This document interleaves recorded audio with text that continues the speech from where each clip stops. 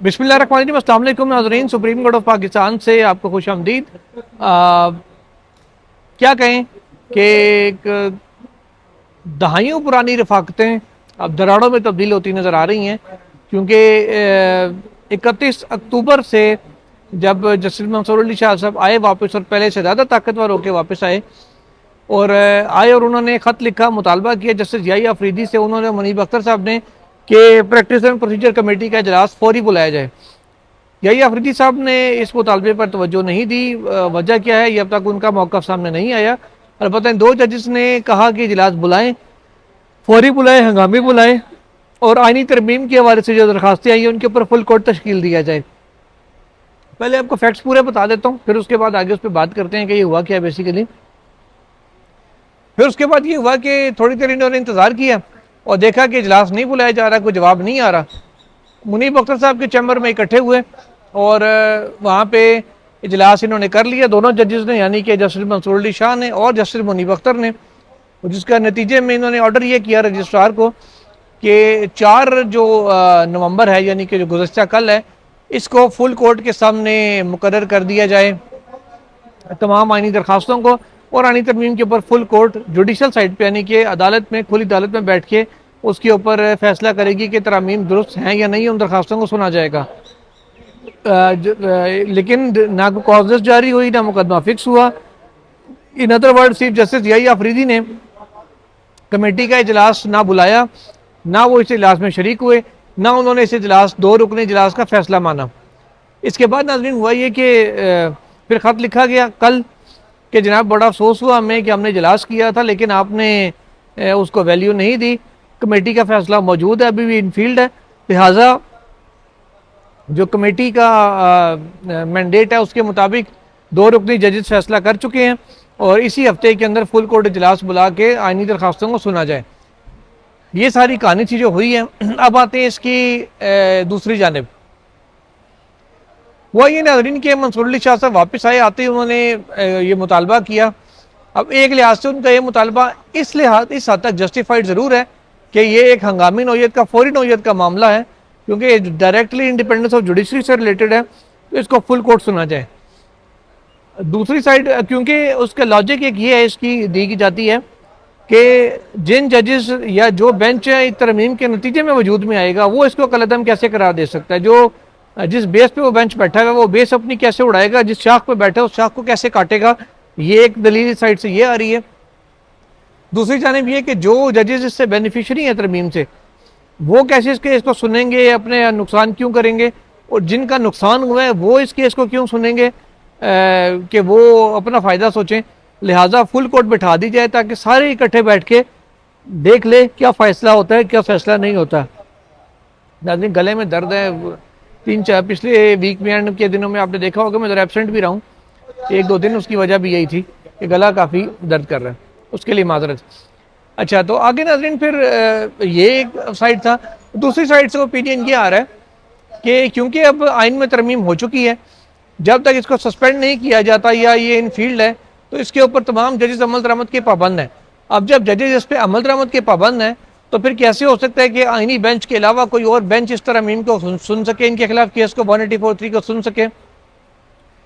या तो आइनी बेंच अगर ये डिसाइड करे, ये मामला भिजवाए वापस कोर्ट को, सुप्रीम कोर्ट का, कि जी नॉर्मल फुल कोर्ट इस पर तश्कील दिया जाए, वो भेजे, तब हो सकता है। या फिर जुडिशल कमीशन ऑफ पाकिस्तान में ये प्रपोजल रखा जाए कि आइनी तरमीम का मुकदमा तो फुल कोर्ट इसके ऊपर बनाई जाए, वो इस केस को सुने, तब मामला देखा जा सकता है। तो डायरेक्ट ही फुल कोर्ट के सामने इस तरीके से केस आना, वो आइन की एक कसरीन खिलाफ वर्जी होती, और उस सूरत में बड़ा मुश्किल हो जाना था ये मामला का आगे चलना।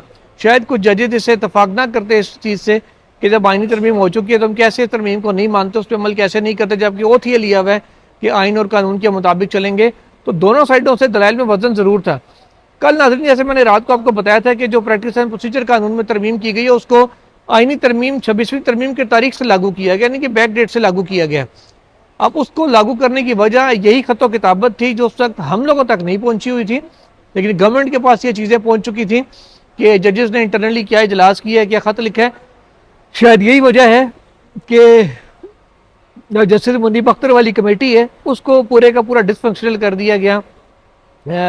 प्रैक्टिस एंड प्रोसीजर कानून में, और कहा गया कि ये उसी दिन से लागू होगी, यानी कि उसके बाद से आईनी बेंच का सरबराह जब तक नहीं आता तो 2 जजेस यानी कि चीफ जस्टिस और जस्टिस मंसूर अली शाह तो कमेटी कर सकते हैं, मुनीब अख्तर साहब कमेटी का हिस्सा नहीं होंगे, तो उनको वहीं से उठा के बाहर निकाल दिया गया। तो उनकी अब जब शिरकत ही कानून में उनको एक अजनबी करार दे दिया गया इस कमेटी की हद तक, तो फिर वो उस कमेटी के इजलास की हैसियत क्या होगी, ये भी एक सवाल उठता है।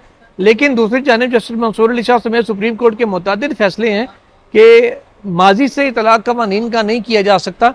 हाल ही में जैसे उन्होंने वजाहत में भी कहा था कि इलेक्शन एक्ट में जो तरमीम है उनका इतलाक माजी से नहीं होगा, वो जब से हुई है तब से तलाक हो सकता है। तो ये तमाम चीज़ें हैं जिनका जुडिशल साइड पर जायज़ा लिया जाना ज़रूरी है, उसके बगैर ये नहीं हो सकता।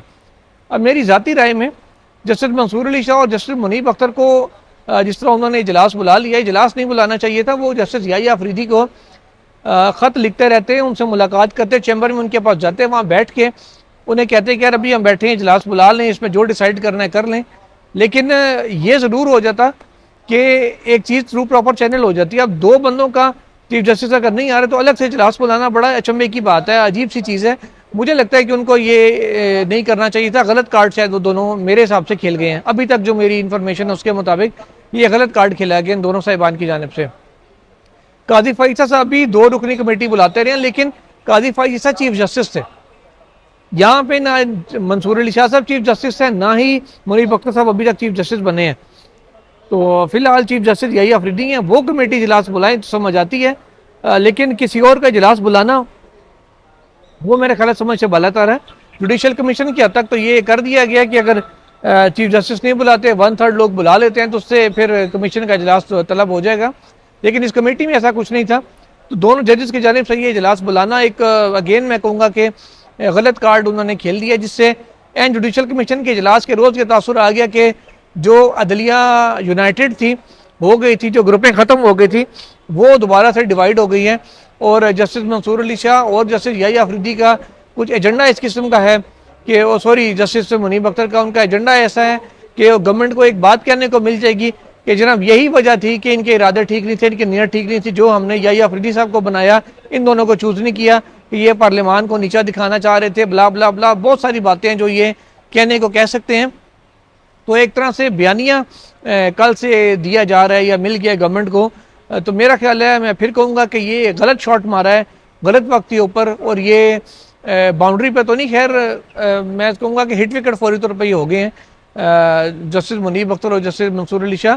हाँ, अलबत्ता इस सारे वाक़े के बाद, क्योंकि मामला 31 से शुरू हुए हैं और कल जब ये लेटर आया उसके बाद से अगर कुछ रिकन्सिलिएशन हो गई हो, अभी तक जुडिशल कमीशन के इजलास के हवाले से रिकनसाइल अगर हो गई हो चीज़ें, कुछ बेहतरी हो गई हो, तब एक मुतफिका आवाज़ जुडिशल कमीशन में जा सकती है। वरना अगर जुडिशल कमीशन में भी ऐसे ही जजेस का डिवाइडेड ओपिनियन गया तो फिर हुकूमत के लिए अपनी मर्जी के बेंचेस बनाना बहुत आसान हो जाएगा। या अगर ये 2 जजेस और PTI के लोग एक साइड पर रहे, बाकी सब एक साइड पर रहे, तो उससे एक पॉलिटिकल मामलात का तासुर, जो एक इल्ज़ाम लगाया जाता है, वो भी काफ़ी वजन पकड़ता जाएगा।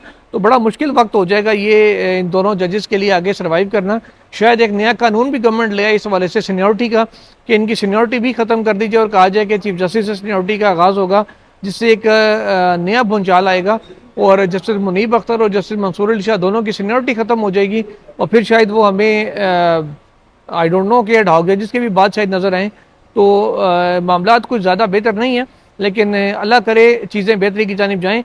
और 2 बजे जुडिशल कमीशन का इजलास होगा, उसकी जो अपडेट्स होगी उससे भी आपको आगाह करेंगे। अभी तक के लिए इतना ही नाज़रीन।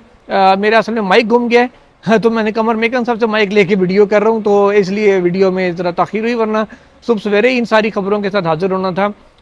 इजाज़त दीजिए, अल्लाह हाफ़िज़।